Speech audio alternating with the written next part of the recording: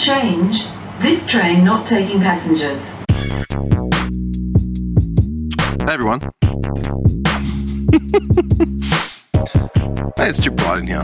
I'll be right back. Alright. Hey everyone. How are we doing? I don't know why I'm talking to people like I'm watching a radio. Do you know what it was? I keep forgetting the name of that movie. It's an Adam Sandler movie. It came out, a couple of years ago. There's a guy, he plays a guy named Hubie. Okay, this is going to annoy me. I can actually look it up. Hubie Dubois is the name of the guy. Pretty typical of what you'd expect Adam Sandler to be doing. Hubie Halloween 2020. There we go. So, yeah, watched this randomly over the last week with my eyes wide shut. He plays, like I said, typical Adam Sandler role. That goofy, unattached, completely oblivious sort of guy who manages to get the girl at the end and, hijinks ensue and all that other shit. Why'd I bring that up? Yeah, this is how tired I am. This is how tired and underfed I am. I've actually forgotten what I was actually leading on about. To the point where I feel like I need to rewind to listen to what the fuck it is that I just said. Which is, I think this is what I'm actually going to do. How are we doing? I don't know why I'm talking to people like I'm watching a radio. Do you know what it was? I keep forgetting the name of that movie. Okay, now I figured it out. In the movie, you've got a DJ voice that constantly, like of a radio station. It's set in Salem, and I'm not going to give away any spoilers. The DJ thing from Salem was actually one of the funny reveals of the movie. But yeah, the whole movie, there's a DJ from the local radio station in Salem, DJ Aurora, that keeps giving these narrative sort of drops over the course of the movie. Sort of like, what was the name of the, Warriors. If anyone remembers that, there's a DJ that, interacts the entire time through the whole movie. And I think that's why I started talking about, I don't know. Sort of weird. I don't know how these DJs, actually I do. Every day they interact with people like doing the midnight hour, you know what I mean? When there are no call-ins or anything like that, they would keep talking to an audience like they're actually there. Whereas I have the uncanny ability to babble on for an hour at will, but feel like no one's listening either way. I know someone's listening because a lot of my mates message me and say, you're an idiot for, saying something or I'm going to hell. Either that. Actually, something nice that happened the other day was some money got sent and bought us a coffee, but it was completely anonymous. I don't like that because I like to be able to thank people. So whoever bought us a coffee, thank you. I don't feel like we deserve it because the last month, we haven't been in here. I actually don't remember. I know it was a low-hanging fruit episode. That was the last thing we did, but I don't remember when that was. Surely it's been at least 3 weeks, at least 3-4 weeks. It's just been flat out with work, usual shit. I've got a bunch of people that, I've wanted to bring in, but just I haven't reached out to them to secure any dates purely because I don't know when I'm going to be able to get in here. This is the first time I've been in here since I dropped off the Time Cop canvas. That Time Cop canvas, I swear to God. See, okay. Maybe I can get a poll on this one. Should I or shouldn't I? The Time Cop canvas. I don't know, about a month or two ago, my mate Malaka turned around and he was doing something in his office or his studio, his games room or something. Can't remember what it was, but he's got these canvases in his office and they're the original movie canvases of, think of the movie posters, but they're actually on canvas wood. So like pure 80s, 90s sort of shit. He's got like Ghostbusters, the original Batman, Kickboxer was the first one that set it off. I still remember him buying that for like $50 or something off eBay. Steal. Absolute steal. And, since then, like I've always wanted to get one myself. And something I saw one the other day, like either he messaged me or took a photo of something, and then it had it in the background. I can't remember how he triggered me about a month or two ago, and I said, "Oh, I'm in." I go, "I want one. That's it." So I jumped on Marketplace and just searched Van Damme canvas, and Time Cop came up, an autographed original '94 canvas signed by the man himself, Jean-Claude Van Damme. Why do I say it like that? Oh, I know why. Don LaFontaine, king of the voiceover movie trailers.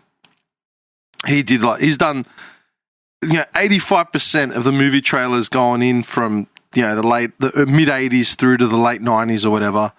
It was his voice. He's the one that did the original In a World. Like, he's the one that, I really like. I was in awe of this guy. And he did a skit once with Frank Caliendo and Pablo Francisco, both incredible impressionists and voiceover actors. And they did the three tenors, but movie voices. So it's like, action, action, action. Like, everyone's doing their thing. And they all shared, like, the whole trailer. Like, so they all did different types. And they said the name of the movie. I can't remember the name of the movie, but in the start of it, it was like, between the three of them, it was like, Jean-Claude Van Damme. It's an awesome skit. I highly recommend you look it up if you haven't already watched it. Rest in peace, the king of movie trailer voices, Don LaFontaine. That's where Van Damme came from. Anyway, so I found the dream canvas, first cab off the rank, Marketplace, $80. I'm like, done. You cannot put a price on Van Damme's signature. I'm sure you can. And this man did, and it was $80, and I was prepared to part with that. So I messaged the guy, "Hey, mate, keen, like, when can I lock it in? La, la, la, la, la." Guy responds, "Yeah, sweet.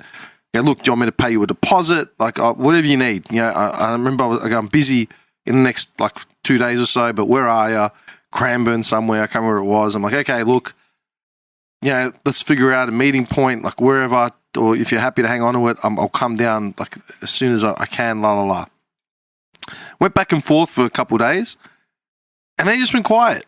Like, I literally messaged him to say, "Hey man, keen to come and get it? Like, when can I meet up?" And just ghosted me to the point where you could see that I could see that he was getting the messages, but he wasn't responding. And I'm like, well, what have I done? Like, I haven't done anything. Anyway, and this vexed me because it was still sitting there on Marketplace. And then I brought it up with Malaka and his wife. And I was like, "Man, why don't you message him, see what happens?" And I remember his missus was like, "It'd be funny if the guy actually responds." The guy responded within 5 minutes of him messaging him saying, "Hey, is this available?" I just said to him, "Dude, get it at all costs."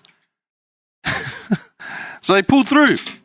Yeah, one day he called me up, was trolling me at the start, and it did a slow reveal. Ended up, he picked it up for me. Brilliant. Highly grateful.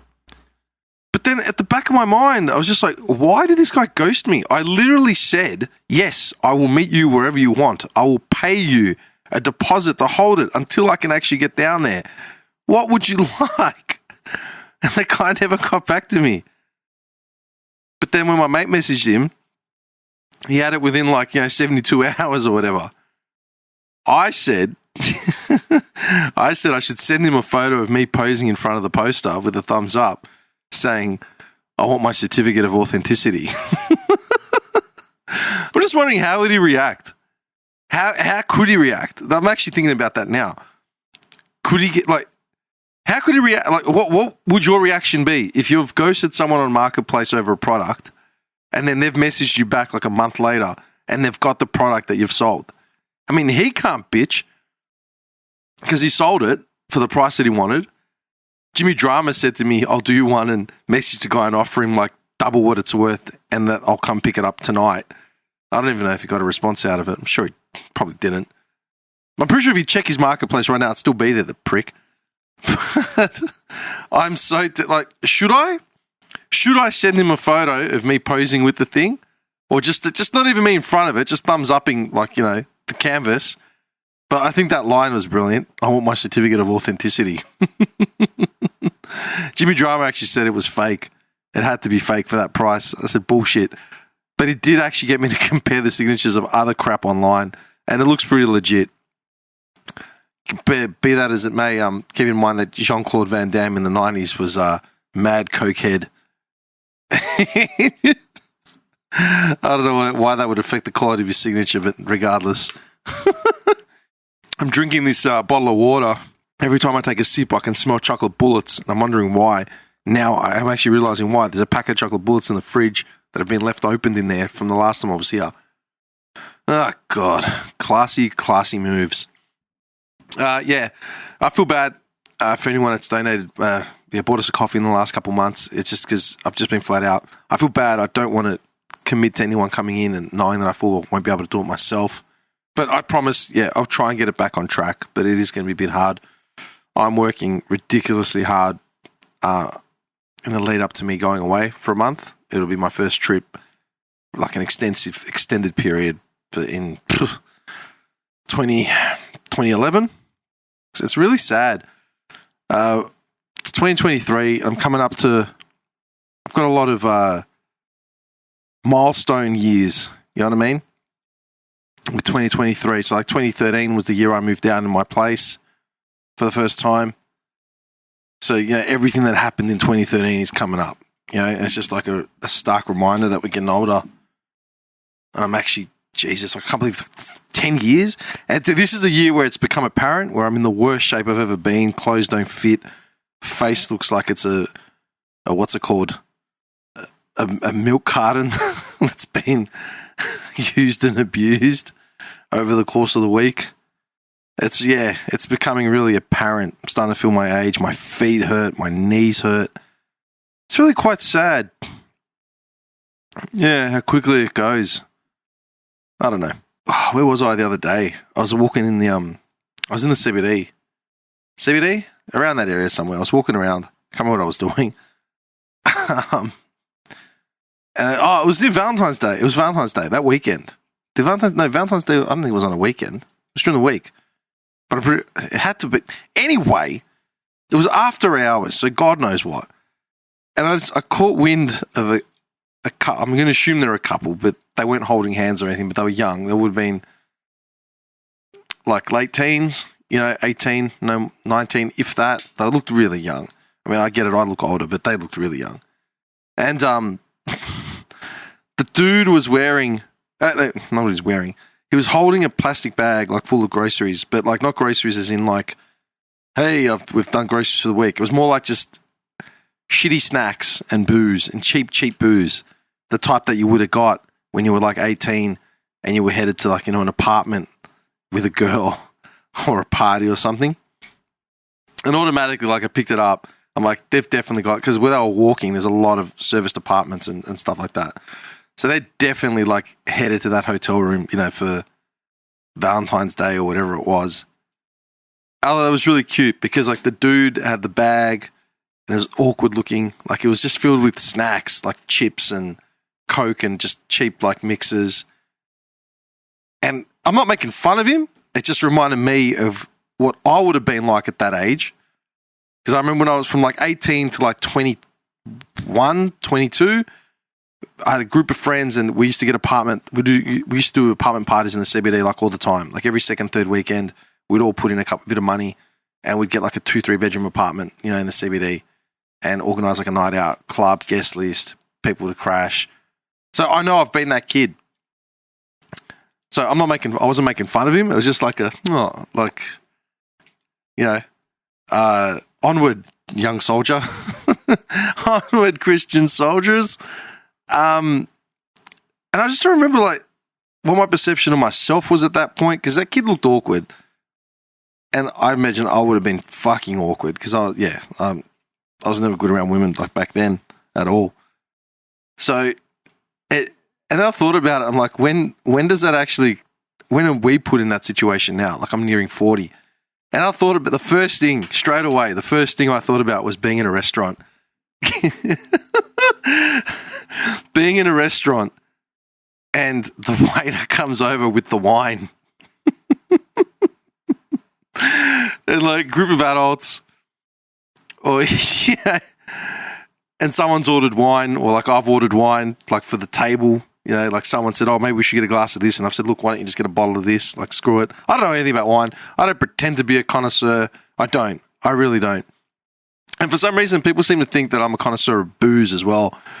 I'm not a connoisseur of booze. I just know how to drink. I used to be able to anyway, not anymore. Yeah, I'm a two-pot screamer now. But back in the day, I could put them away until I did irreparable damage to my liver. But yeah, my first thought was the most awkward I feel and completely out of my element, and I feel like a child, is when the waiter comes in a restaurant and says, would you like to see the wine list? I'm like, no, I don't. I really don't. I'll just have a lemonade. And it's at that point, they may as well, like, I feel like I'm sitting there with one of those kid tuxedos with the white jacket and the bow tie and the runners, just a pair of white sneakers under these ill-fitting black pants, sitting in a chair at the big boy table, you know? I feel like such a fraud at that point. It's like I got no idea about wine.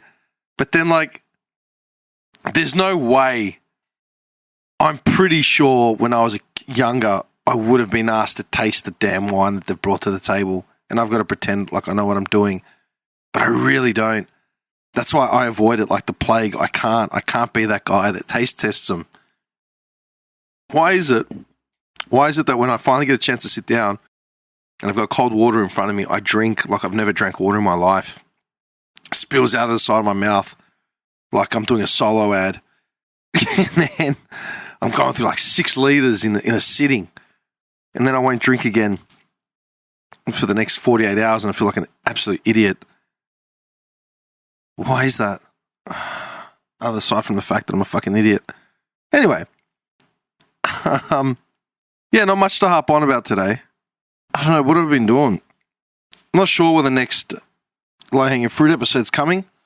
I know Andy's in Sydney right now for that wedding that he would have worn a tux to, that he wore from the moment he got in his car. Yeah, I don't know. What do I want to bitch about? Yeah, Roald Dahl, our beloved author who wrote, you know, The Twits, Matilda, Charlie and Chocolate Factory, all that sort of shit. I didn't realise that they've made his books woke, where they got rid of any mention of the word fat and ugly from the book. But weren't like the Twits, like wasn't that the whole appeal of that book, that the Twits were like hideously, menacingly ugly? And not just because of their looks, but because of their personality and spirit? I don't know, I'm pretty sure I read the Twits more than anything else. I'm pretty sure that was the whole point. And spoiler alert, she glues, he or she, I can't remember who the protagonist was, they glue everything upside down in the house in order to convince the Twits that they were upside down, so then they glue themselves upside down and shrink into their own bodies and disappear. Pretty sure that's what it was. But they've also made the Oompa Loompas gender neutral. Like, why? How does that change history? Oh, God. Like, I'm not going into the whole gender thing. Like, I'm not trying to, you know, go off on a rant about all that shit. But it's just like, and moving forward, I get it, right? I get it. Having some neutrality, like, fine. But why was it imperative to make the Oompa Loompas, which are clearly little men, why is it imperative to make them gender neutral? Why rewrite the history books on that one? It makes no sense. What have you got to gain? What have you lost? What?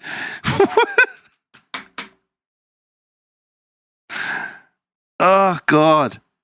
I don't know. It's still amazing, man. Every time, it never ceases to amaze me. Every time I jump on the Insta, you know, search feed or whatever, and there's all like, you know, you see these reaction videos to these people declaring their pronouns, you know, on the internet. Like anyone gives a shit. Like no one cares. No one actually cares. I I don't know, like, I said this to someone the other day, right? Like, I'm obviously Greek, of Greek heritage. You know, I'm proud of my Greek heritage. You know, I don't shy away from it. And, you know, I'm out on the road a lot speaking to clients and things like that. And I'm all over Melbourne.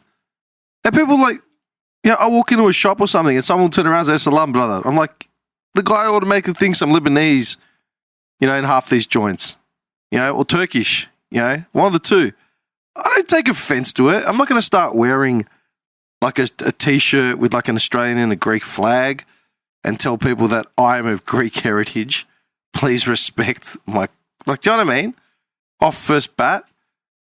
So it's like the whole pronoun thing, like, dude, if that's what you're waking up with anxiety about, fuck me, man, your life is not hard enough.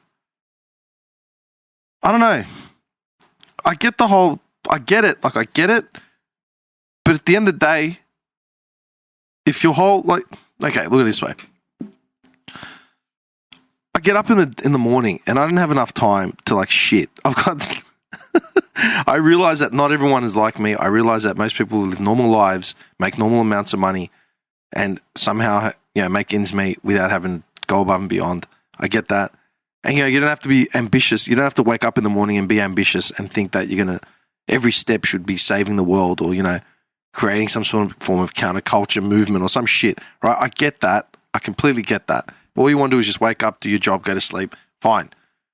But I wake up, I don't have enough time to get anything done that I want to do. I'm just running around trying to get everything that I have to do. So then it boggles my mind how people have the energy and the time to dedicate to gender reveal videos on TikTok. Like, do you have nothing else going on in your life? Like, honestly, I should be doing videos to promote my podcast. I should be doing videos to promote my businesses, and I don't because I don't have time. I'm actually working. And that's why I mean, like, isn't this just tiring? Isn't it mental gymnastics? Like, I remember that one video of that girl. She did this whole reveal thing back and forth where she was talking to herself.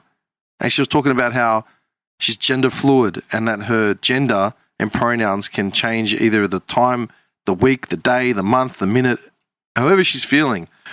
That's mental illness. That's multiple personalities. That's what you would have been diagnosed with years ago. If you said that 1 minute you're Tracy and you're a woman from wherever, and the next second you're Tracy, but you're a man from that is literally something that you would have been institutionalized about. That's not stable. Fuck. I don't know.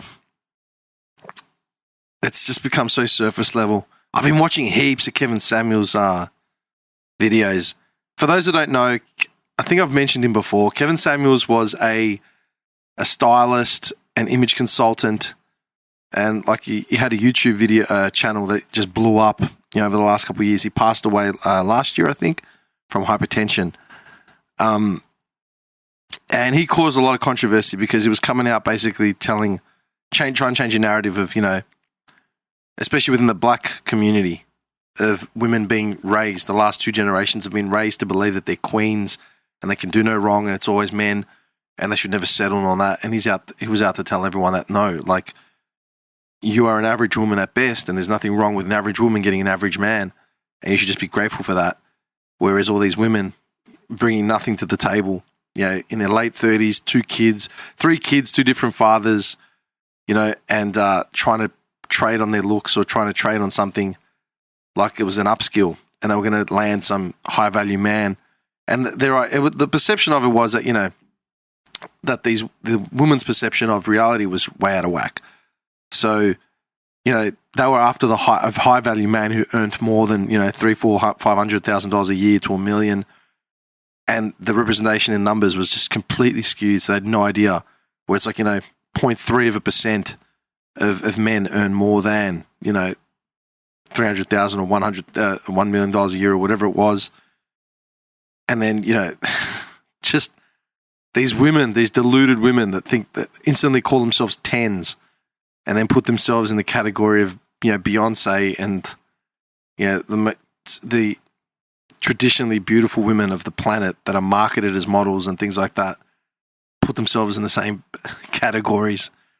And it's really amazing to see some of the inside of these people. Yeah. Or like even just Pearl things, Pearl's videos, again, against the narrative of, women should be punching up higher and should never settle for shit. Whereas it's always men that are criticized freely, and there's no problem in doing that. I saw that freaking news.com, man, like it's terrible. I know the Buttsman, what's his name? Butterfield, the comedian.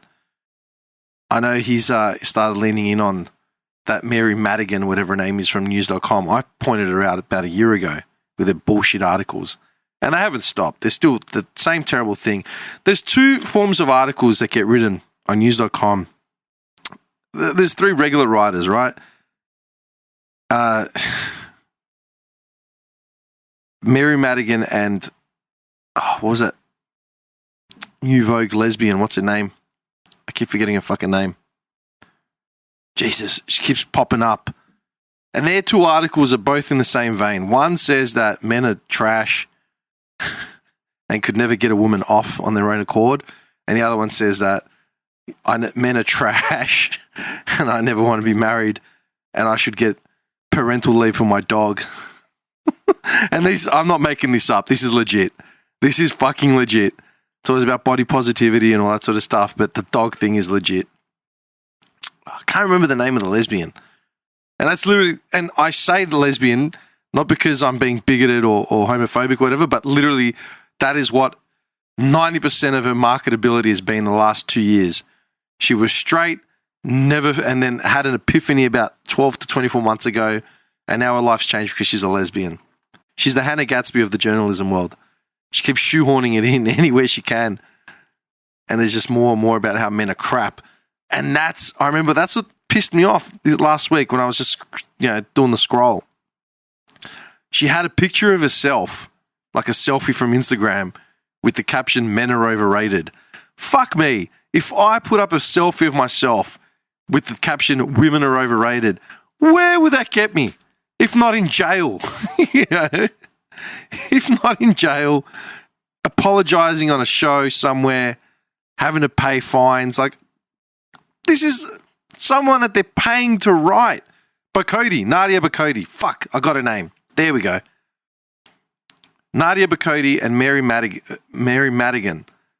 They are the stream of conscious writers that literally do nothing but write about how men are trash. And look, that's it. That is it. How does it pass as journalism? And I'm not saying they're getting Pulitzer Prizes, but they're getting paid a salary to put these bullshit articles in that are based purely on personal experience and opinion. Of course it's going to be skewed. I don't know how they still got a platform. I do not understand it. Fuck. And then, headline of the week. I saw this one yesterday and I started laughing. I laughed out loud.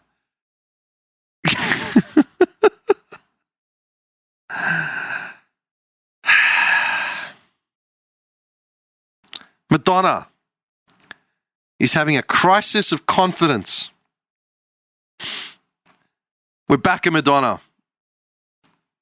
I don't want to flog the dead horse, and the irony's not lost on that comment just because I can see her fucking face. But Jesus Christ, Madonna is having a crisis of confidence because she's split up with her toy boy boyfriend. There's like a 40-something year age gap between them. And he's gone off to bang someone that's closer to his own age, and she's having a crisis of confidence. And there were like quotes from her, like, she felt she was overlooked at the Grammys and insignificant, and now she's got to reinvent herself and come back bigger than ever. She's planning some bullshit, massive gala show, world tour that's going to put her back on the map. It's like, fuck. Crisis of confidence. Have you seen her face? Her face says everything you need to know about that woman. And this is what gets me. It's such a toxic circle, and somehow men are the ones that are at fault for it, right? This is what I understand, right? And you can just look at the Material Girl. Fuck me, the Material Girl. There we go. Let's start off with that one, right? I'm sorry, Madonna, but this is how it is, okay? In the 80s, she made a career making music about progressive topics, like Papa Don't Preach was about an abortion, She wanted to keep the baby that, she got knocked up by some random dude and her dad didn't approve and la la la la, right? She started the whole natural movement where she's not shaving her underarms and she's got thick ass eyebrows and all that sort of shit. Fine. She stole a lot from Pat Benatar, but anyway, all right. Material Girl made a song about being a material girl in a material world, right? Focusing on the materialism, yet being natural. Then, if anyone remembers the image shake-up, the one thing Madonna does is she's like a parasite that attracts itself to a host body and sucks all the life out of it and then moves along. She's a musical parasite. She'll latch on every decade. She'll latch on to whatever's in vogue. I've said this before. She'll latch on to whatever's in vogue, hire, whatever producers are making money at the time, and just channel all the energy into making music that sounds like it's of the era. So in hindsight, she's essentially the poster child for pop music. As far as changing her image, no musical or artistic integrity, but just doing whatever she can to stay relevant in whatever way. So she did that book on sex back in the early 90s, I think, late 80s. Who was in that? Dolph Lundgren. There was some randoms. Vanilla Ice was definitely in it because it was jamming her at the time. Anyway, so she went from being natural to coming back as, remember those speed cone brasiers that she was wearing, pushing the nudity front at work and all that sort of shit, reinventing herself there. Fast forward to 2000, 2001, 1999, when Britney and Christina, the new pop starlets of the generation, the next generation, they were in. So she's got to stay relevant. So she does a performance of Like a Virgin, I think it was, with Britney and Christina, makes out with both of them on stage at the Grammys, stays relevant that way. Then made all those songs where she's she's in the back of a limo. She's with dudes that are younger than her wearing leotards and shit. Fast forward even further. Let's go to last year where Fiddy was trolling the shit out of her because she released all those photos of herself. And she's in her jocks, just ass up in the air, clearly fake ass implants. And she just kept getting work done on her face. Everyone through COVID was reinventing themselves to stay alive. She was reinventing herself to create a new host body. Literally, she was hoping to come back out with a new face and personality. And she did. Destroyed herself. Hooks up with the dude that's 50 years younger than her for whatever reason. I don't care. Have your relations. That's fine. I got no problem with that. But she kept mangling her face. She came out at the Grammys this year, clearly bloated, looking like something out of Alien. And you wonder why, dude, that's wrong, man. There's something going on under the layers. As many as there could be. And she's having a crisis of confidence. She feels like she's insignificant. No shit. You're in your 60s, woman. And you've flogged it. You've pedaled it as far as it goes. But there's only so much clay you can keep working and regrooming. She's literally going to fall apart like death becomes her. I said that about myself a couple of weeks ago. That's how I feel. And I'm half of Madonna's age, almost. Not quite. Maybe a third. 2/3? I don't know. 2/3. I'm 2/3 Madonna's age. Yeah? But that's literally what she's doing. And this is the problem. People still out there, people are still celebrating her every move. Like, you know, she's the queen of reinvention and she's so progressive and she's an icon. And she was an icon. She was an icon and she'd made some good music. But now, this is mental illness. This is literally mental illness.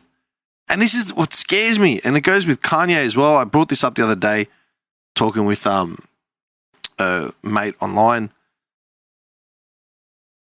This is, I've got friends that I've literally unfollowed on social media because I didn't recognize them anymore. As in, their accounts popped up and I've gone, who the fuck is this? And it's someone who's had heaps of work done. And it's like, you know what?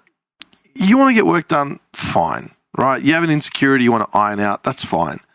But at what point does it become destructive? And this is the thing, I've said this before.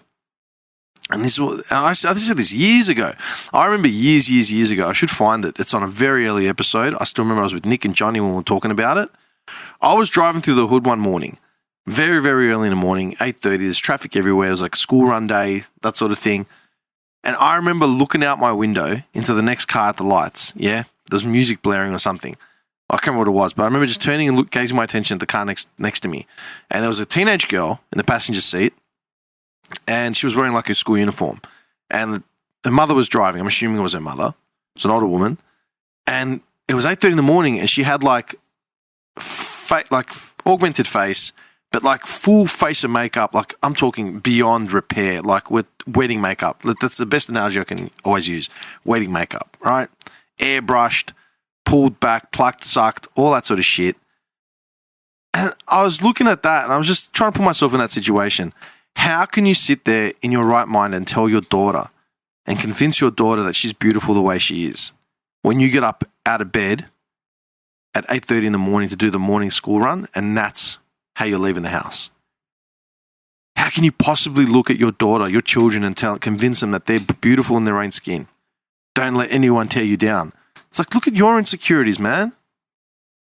That's mental illness at that point, and that's what I'm saying. Like, I've unfollowed so many friends because I literally didn't recognize who they were. I'm like, who the fuck is this? And it's like, man, if I had a friend that went above and beyond like that to go through augmentation, man, shit, if I turned up and started fucking with my face to that degree, pumping it full of chemicals and all types of shit, right? Someone, surely, I would expect someone to turn around and say, dude, what are you doing? And you know what? It's not just women that cop it. It's men that cop it that are on this end of the critique as well. Yeah, what's his name? That dude from America's Got Talent. Or is it America's Got Talent? Or American Idol?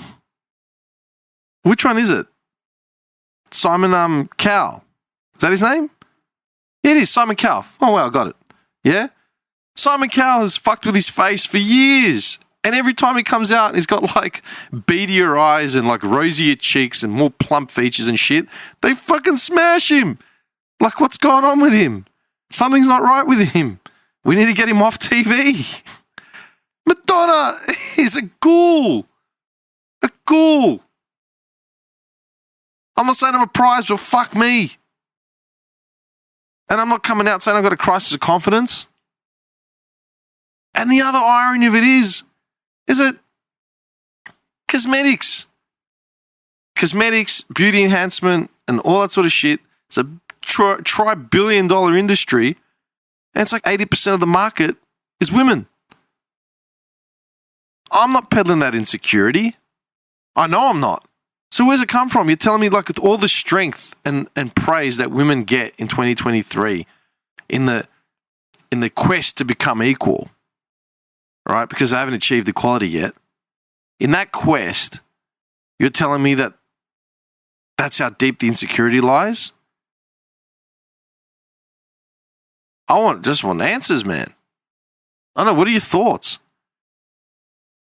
But that's what I mean. Like at that point, it's just fucking like Kanye. It goes beyond it goes beyond cosmetic surgery. Look at Kanye and his stupid masks and beanies and shit that he was wearing. Not beanies, like full-face bandana, balaclavas. They look like gimp masks. And he's turning up to do interviews with that shit. Or he's going to fashion shows and he's wearing that shit. And people are praising him like he's, Jean-Paul Gaultier or something. Like, what are you, for real? The man's clearly out of his mind. And I actually said that the other day. I got into a thing with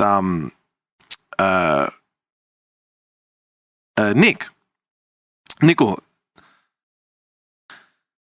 I got into a thing with him online. Well, not a thing with him, it was just a conversation. But he had a photo. He had a photo of Will Smith in tears. He had a photo of Tyrese Gibson in tears and a photo of Kanye West in tears. And he put this thing up. It says, gentle reminder. And he said, the world watched Will Smith listen to his wife tell him on live TV that she had an affair and people laughed at Will. He became a meme. The world watched Tyrese Gibson have a mental breakdown in regards to not seeing his daughter from parental alienation. People laughed at Tyrese. He became a meme.